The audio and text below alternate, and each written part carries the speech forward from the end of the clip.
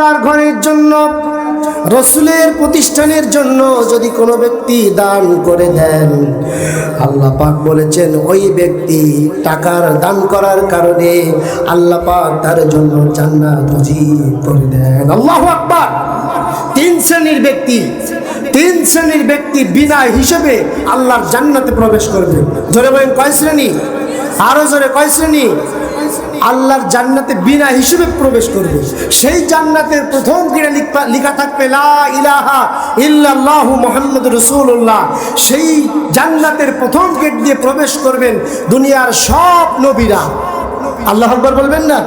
দুনিয়ার সব নবীরা জান্নাতের প্রথম গেট দিয়ে আল্লাহর জান্নাতে প্রবেশ করবে। নাম্বার 2, যারা আল্লাহর দ্বীন প্রতিষ্ঠা করার জন্য শাহাদাত বরণ করেছেন, অর্থাৎ শহীদ হয়ে গিয়েছেন, শাহাদাত বরণ যারা করেছেন শহীদরা আল্লাহর জান্নাতের প্রথম গেট দিয়ে প্রবেশ করবে। আল্লাহু আকবার।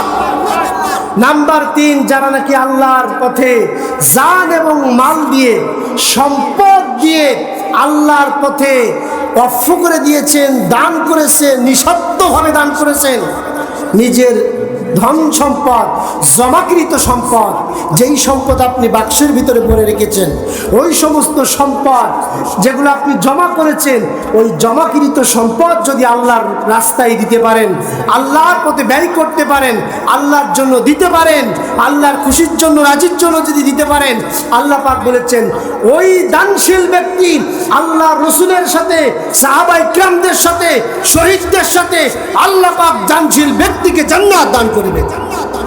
আল্লাহু আকবার বলবেন না?